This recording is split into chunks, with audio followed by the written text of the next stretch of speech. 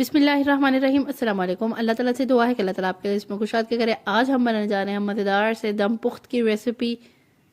लोगों की नज़रों में ये बहुत ही मुश्किल रेसिपी होगी, लेकिन यकीन करें आज तक की मेरी सबसे आसान तरीन रेसिपी है कि इसमें मुझे ना खड़ा होना पड़ा है और ना ही मुझे ज़्यादा मेहनत करनी पड़ी है। वरना अक्सर हम लोग देखते हैं कि हम प्याज काट रहे होते हैं, चीज़ें कटिंग कर रहे होते हैं, लेकिन इसमें मैंने एज इट इज़ सारा कुछ डाला है। बस वीडियो एंड तक देखिएगा, क्योंकि इसको बिल्कुल हल्की आंच पे पकाना होता है, तो ये इतना टेस्टफुल निकलता है ना बन के कि मैं आपको यकीन करे लफ्ज़ों में बयान नहीं कर सकती। वो कहते हैं ना 1.5 किलो चिकन ले लिया था, मिक्स चिकन था। मैं आपको दिखा रही हूँ कि हर तरह की बोटी थी इसमें, मछली का गोश्त भी था और मिक्स था, ऐसे मिक्स वगैरह सारा कुछ, और बोनलेस वगैरह सब कुछ मिक्स था। अच्छा, इसमें मैंने पहले इसी को अच्छी तरह वॉश करके ना इसको गोश्त को, अब मैं इसमें पहले नमक लगाई हूँ। जितने आप नमक लेते हैं अपने टेस्ट के अकॉर्डिंग बस आपने नमक लगाना है।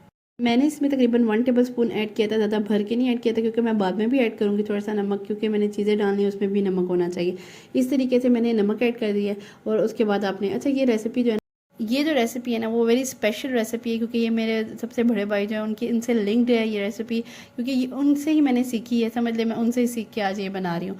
अच्छा, इस तरीके से मैंने 2 सालन के चमचे ना घी लेना है, बस इतना सा घी लेना है। बाकी ऑलरेडी गोश्त के ऊपर चर्बी मैंने बिल्कुल भी नहीं उतारी।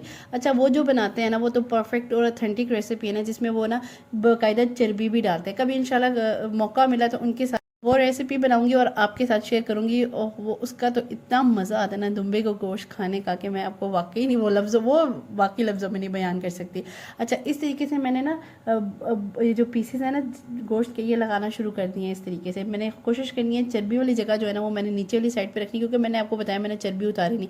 अच्छा, यहाँ पे बस मेरी एक मिस्टेक थी, मुझे चाहिए था आलू को भी ना हाफ कट करके रखती ना, क्योंकि इसमें भी वो टेस्ट चला जाता है ना। और मैं कहती हूँ आलू हाली खाने का भी इतना मज़ा आता है ना इसका, बहुत ज़बरदस्त। इस तरीके से मैं आपको नज़र आ रहा है किस तरीके से एक प्याज मैंने ले लिया है, एक लहसुन का वो पूरा जवा जो होता है ना वो ले लिया है, और उसके बाद हरी मिर्चें 10 से 12 मैंने ऐसे डाल दी हैं। ठीक है, उसके बाद काली मिर्च और नमक, आपने 1 टीस्पून नमक आपने अपने अकॉर्डिंगली डालना है, और काली मिर्च डाल दी है, और साथ में 2 फुली जूसी लेमन मैंने स्क्वीज़ कर देना है। बस यहाँ तक आपका देखिए कितना आसान काम है ना, आपको कोई चीज़ कटिंग करना ना, कुछ करना ना, प्याज कट करना ना, लहसुन को कट करना, बिल डायरेक्ट आपने सारा कुछ ऐड कर देना है, और बहुत ही आसान रेसिपी है।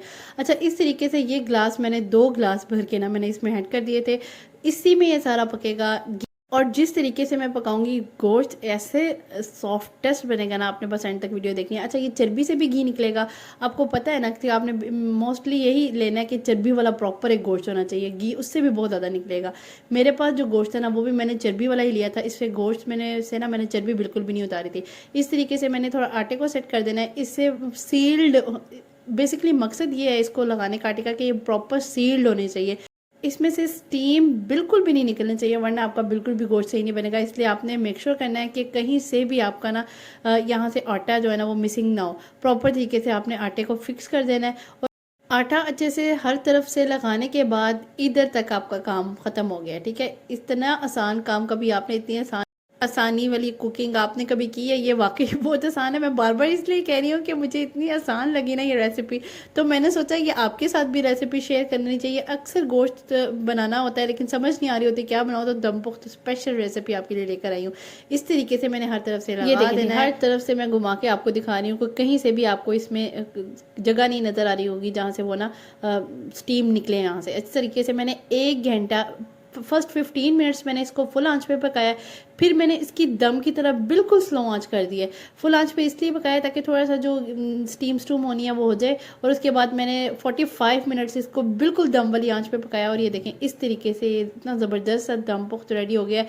इसमें ये होता है कि इसमें कोई एक्स्ट्रा मसाले नहीं जाते, सिर्फ नमक, काले मिर्च और लीमू से इसका टेस्ट बनता है। लहसुन हमने एज इट इज़ डाल दिया था, और उसकी सारा वो जो जूस होता है ना, ये इतना मज़े का दिल करता है ऐसे इसका ना शोरबा उठा के चमचियों से खाओ। इसकी बोटियाँ ये देखिए कितनी ज़बरदस्ती, जैसे लुस लुस करता गोश्त नहीं होता, कभी आपने सुना होगा, उस तरह का गोश्त बन के रेडी हुआ था।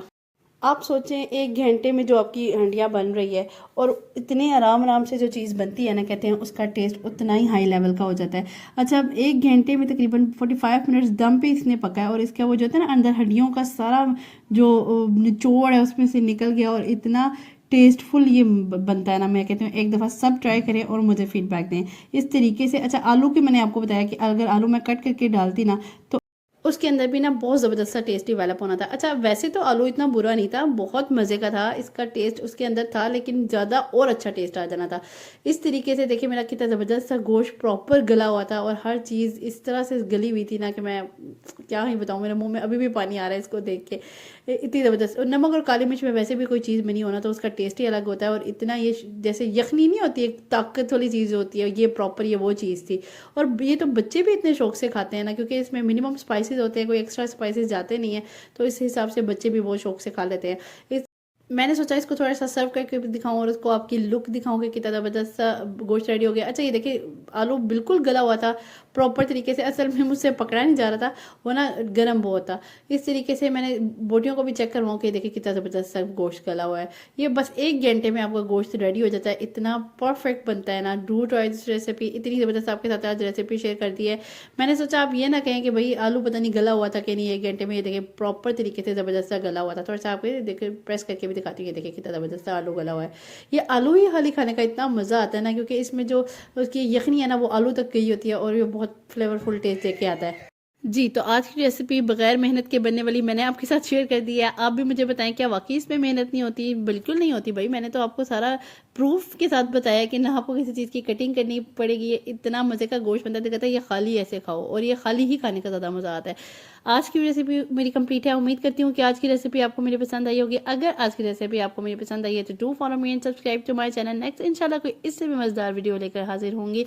नेक्स्ट अगर आपने ये रेसिपी ट्राई करनी है तो फटाफट से इसको सेव कर लें, कहीं जाने मत दीजिएगा इसको, और मेरे चैनल को सब्सक्राइब करें। नेक्स्ट वीडियो तक के लिए अल्लाह हाफिज़। अच्छा जाने से पहले ये भी बता दी जाऊँ कि इसमें से जो लहसुन और प्याज है ना, ये बेशक आप निकाल के फेंक दें, क्योंकि इसमें से सारा असर जो है ना वो यखनी में चला गया है और इसकी हमें बिल्कुल भी ज़रूरत नहीं। अल्लाह हाफिज़।